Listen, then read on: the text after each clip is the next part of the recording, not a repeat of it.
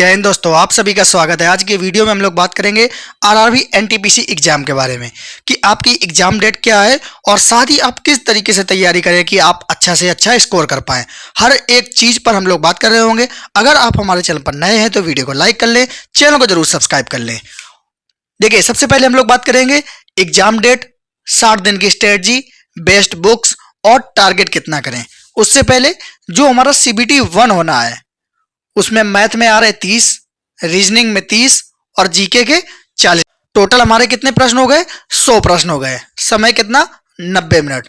और वहीं सीबीटी 2 की बात करें, मैथ में 35 प्रश्न, रीजनिंग में 35, जीके में 50। टोटल हमारे हो गए 120 प्रश्न और यहाँ पे भी मिलेगा 90 मिनट। तो सीबीटी 1 सीबीटी 2 सिलेबस तो एक ही है। हमें जो मेन अपनी तैयारी, जो मेन फोकस करना है इस सीबीटी 2 के लिए करना है। थोड़ा सा डीप पढ़ते चलिए, आप लोगों को बार बार अलग अलग तैयारी नहीं करनी पड़ेगी। अगर आप सिर्फ सीबीटी 1 के लिए पढ़ रहे हैं कि हाँ चलो मुझे सिर्फ सीबीटी 1 क्लियर करना है, तो फिर जब सीबीटी 2 होगा फिर उसमें डेप्थ में पूछा जाएगा। फिर लास्ट में ऐसा होता है कि कुछ ना कुछ समस्याएं आती है, पॉइंट में कहीं कहीं से रुक जाता है। इसलिए आप पहले से ही डिटेल में अच्छे से तैयारी करते हुए चलना है कि बाद में हमें ज़्यादा टेंशन ना हो, बस वही सब्जेक्ट फिर से रिवीजन करना पड़े। इस चीज़ की हम लोग ध्यान रखेंगे और पूरी एक एक स्ट्रेटजी आप लोगों को बताएंगे। देखिए, सबसे पहले बात करते हैं एग्जाम डेट। एग्जाम डेट, ये आपकी एग्जाम जो है वो जून माह में होगा और ये एग्जाम आपका लास्ट तक पहुंचेगा। जून लास्ट तक आपका पहुंचेगा, क्योंकि आपको भी पता है कि एएलपी का एग्जाम कैंसिल हो चुका है, एएलपी का एग्जाम नहीं हुआ है। तो अभी 4-5 दिनों में पहले तो एएलपी की डेट आएगी, एएलपी करवाएंगे, उसके बाद फिर जेई का नंबर आएगा, जेई करवाएंगे, तब जाकर ये एनटीपीसी के ऊपर काम करेंगे। तो एनटीपीसी आप लोग जून मान के चलिए, हमें जून तक कंप्लीट कर लेना है पूरी तैयारी। तो अभी भी आपके पास 2 मंथ का समय लगभग बचा हुआ है। तो आप लोग अभी से तैयारी करना शुरू करें, क्योंकि ये छोटा सिलेबस नहीं है, ये बहुत बड़ा सिलेबस है। जहां आपका 40 जीके और 50 जीके आ रही हो तो समझ लीजिए कितना सिलेबस है। तो आप लोगों को पहले से तैयार करना पड़ेगा। अब उसके बाद बात कर लेते हैं 60 दिन की स्ट्रेटजी। देखिए, अगर आप बिल्कुल बिगनर हैं, अभी तक ना ही मैथ पढ़ी है, ना ही रीजनिंग पढ़ी है, ना ही जीके पढ़ी है, तब तो आप लोगों को एक बैच लेना पड़ेगा, क्योंकि बिना गाइडेंस का और बिना नोट्स के कोई भी एग्जाम की तैयारी नहीं हो सकती है। अगर आप सोचे सिर्फ यूट्यूब पर एक वीडियो मिल जाए, मैराथन कर लूँ, उससे मेरा सिलेक्शन हो जाए, तो भाई ऐसा पॉसिबल नहीं है। आप लोगों को पढ़ना तो पड़ेगा। बस ये हो सकता है कि आप इस समय कोई भी लाइव बैच न लें, क्योंकि अगर लाइव बैच लेंगे ना तो वो सिलेबस ही 6-8 महीने में खत्म होगा। अगर कोई रिकॉर्डेड बैच मिलता है तो आप इस बैच से पढ़ लें, जो रिकॉर्डेड बैच हो। अगर आप नहीं खरीद सकते हैं तो आप फिर यूट्यूब का कोई भी वीडियो देख लेना। परसेंटेज के बहुत सारे टीचरों ने एक बड़ा वीडियो डाल दिया है 10 घंटे का, आप उससे अपना मैथ का लेक्चर 10 घंटे का अटेंड कर लेंगे ना, तो वो भी इनफ रहेगा। आप लोग कमेंट करना अगर आप लोगों को कोई अच्छा टीचर का वीडियो नहीं मिल पाता है, मैं आप लोगों को लिंक डिस्क्रिप्शन पे दे दूंगा। अब उसके बाद बात कर लेते हैं रीजनिंग के लिए। तो रीजनिंग में आप कहीं से भी प्रैक्टिस कर सकते हैं। रीजनिंग जो पढ़ने की बेस्ट अप्रोच होती है ना, देखिए अभी तक जो रेलवे का पैटर्न रहा है, ना ही उसने कैलेंडर पूछा है, ना ही क्लॉक पूछा है और ना ही डाइस पूछा है। ऐसे कोई भी टॉपिक पूछ ही नहीं रहा किसी भी एग्जाम में, जितने अभी तक एग्जाम हो चुके हैं। और मेन चैप्टर यही होते हैं जहां आपको टाइप याद करने होते हैं, कुछ समझना होता है, कुछ पढ़ना होता है। तो आप लोग क्या करें कि जो मेन है भाई, अगर आप ए टू जेड तक जो नंबरिंग है पूरी याद कर लेते हैं कि ए बी सी डी किस नंबर पे आता है। मेन इंपॉर्टेंट कोडिंग डिकोडिंग का यही एक ट्रिक है। और कोडिंग डिकोडिंग अगर आप रीजनिंग में देखना, यहाँ पे 30 प्रश्न आ रहे हैं ना, 10 से 15 आपको इसी से मिलेंगे, कोडिंग डिकोडिंग से। जहां आप सिर्फ ए टू जेड अगर आपको अच्छे से याद है ना, रटी है, तो आप टाइम मैक्सिमम बचा सकते हैं और सवाल आसानी से सॉल्व कर सकते हैं। इसलिए इसको बहुत इंपॉर्टेंट है। इस समय जो पैटर्न आ रहा है एग्जाम का, वो मैं आप लोगों को बता रहा हूँ। उसके बाद जीके। जीके पढ़ने के लिए कोई भी टीचर नहीं होना चाहिए मेरे अकॉर्डिंग तो, क्योंकि जीके में वो क्या करेगा, आप लोगों को लिखाएगा। मैं अगर जीके पढ़ा रहा हूँ भाई, एक एक लाइन लिखा दूंगा, आप एक एक लाइन छाप लोगे। वही चीजें आपको एक एक लाइन लूसेंट पे मिल जाएंगी टॉपिक वाइज। मैंने अभी तक लूसेंट को ही प्रेफरेंस दी है, 3-4 एग्जाम निकाले हैं। इसके पहले जो मैंने यूपी पुलिस का एग्जाम दिया था, आप देख लेना, यूपी पुलिस में 37 प्रश्न आए थे और मेरा जो स्कोर था वो 32 नंबर था। 37 में 32। ये जो 3-4 नंबर कम हुए थे, ये थे करंट के, क्योंकि करंट मैं कभी पढ़ता नहीं हूँ और करंट में ही मेरे ज्यादा गलती होने की संभावना रहती है।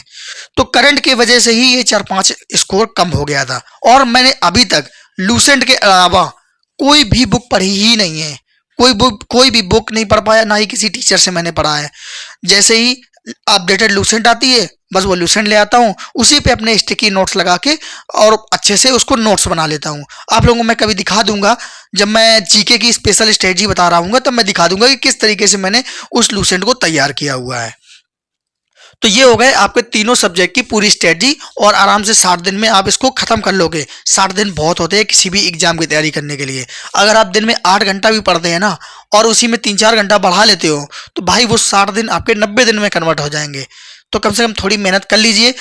उसके बाद बात करते हैं बेस्ट बुक्स। देखिए, बुक्स का मैंने तीनों का बता दिया किस तरीके से पढ़ें, और ये जीके अगर लूसेंट पढ़ ली ना, ये मेंस के लिए भी आपके लिए बहुत ही ज़्यादा फायदेमंद रहेगी।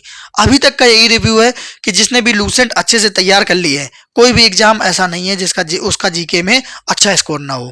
तो आप लोग लूसेंट को ही प्रेफरेंस देना जीके के लिए। अब उसके बाद बात करते हैं टारगेट कितना करें। देखिए, टारगेट की बात करें, जितना इस समय कंपटीशन है ना, आप देखना अभी लेटेस्ट में टेक्नीशियन का रिजल्ट आया है, टेक्नीशियन ग्रेड 3। इसमें पीसीएम वाले भी थे, आईटीआई वाले थे। केवल सिंगल एग्जाम था। आप देख लेना, मैक्सिमम जगह कहीं 85, कहीं 87, कहीं 88 गया है। तो ये तो 1:1 में सिलेक्ट करना था, इसलिए इतनी कट ऑफ चली गई। वहीं पे अगर बात करें आरआरबी जेई की, आरआरबी जेई में आप देख लेना 75 और 80 के आसपास ही मैक्सिमम जगह आप लोगों को देखने को मिला है। तो भाई इतना तो आप लोगों को टारगेट करना ही होगा, क्योंकि इसमें मुश्किल से हो सकता है किसी बच्चे को 5 नंबर का नॉर्मलाइजेशन मिला हो। तो आप लोगों को 80 का टारगेट तो लेके चलना ही है। इससे कम तो आप सोचे ना कि इससे कम हम टारगेट लेके चलें, क्योंकि टारगेट जब बड़ा रखेंगे तो आप 75 तक कहीं रॉ स्कोर अपना बना पाएंगे। तो ये जब आप सीबीटी 1 का टारगेट करेंगे तो 100 में आपको 80 का टारगेट रखना है, और इसी टारगेट की तैयारी करते हुए आप लोग करना। बाकी आप लोगों को जो भी स्ट्रेटजी रहेगी, गाइडेंस रहेगी, बुक्स रहेंगे, नोट्स रहेंगे, वो मैं आप लोगों को प्रोवाइड कराता रहूँगा। आप लोग हमारे टेलीग्राम ग्रुप पे जरूर जुड़ जाना, और प्रॉपर स्ट्रेटजी मिलेगी, प्रॉपर अपडेट मिलेगी, कब एग्जाम होना है, कब अनुमान है, मतलब हर एक चीज़ की अपडेट आप लोगों को मिलती रहेगी। इसके पहले भी मैंने अपडेट दी है। और उसके साथ साथ मॉक टेस्ट का मैं और बता देता हूँ, क्योंकि बहुत सारे लोग गलती करते हैं। देखिए, अगर आप एकदम बिगिनर हैं तो आपको मॉक टेस्ट एक भी नहीं देना है शुरुआत में। अभी आपको मॉक टेस्ट नहीं देना है, पहले आप अपना सिलेबस खत्म करें। सिलेबस खत्म करने के बाद ही मॉक टेस्ट देना। दूसरी चीज, जो लोगों ने पहले कभी पढ़ा है तो आप लोग मॉक टेस्ट जरूर दें। और मॉक टेस्ट में जो पहली चीज आप देखना कि आपका कौन सा टॉपिक कमजोर है, कहां पर आपके गलत हो रहे हैं, ये पहला आपको देखना है। 2-3 मॉक देख के आपको अंदाजा लगा लेना है कि कहां पे मेरी वीकनेस है, क्या वीकनेस है, और किसे ठीक करना है। तो ये आप पहला देख लेना। उसके बाद जब अगले मॉक टेस्ट दोगे बाद में, तो आप लोगों को ये देखना है कि जो मेरी पहले मॉक टेस्ट पे कमजोरी थी, क्या वो अभी भी है। अगर उसको हो तो उस पर काम करें और उसको जल्दी से ठीक करें। सबसे पहला इंपॉर्टेंट यही चीज होती है।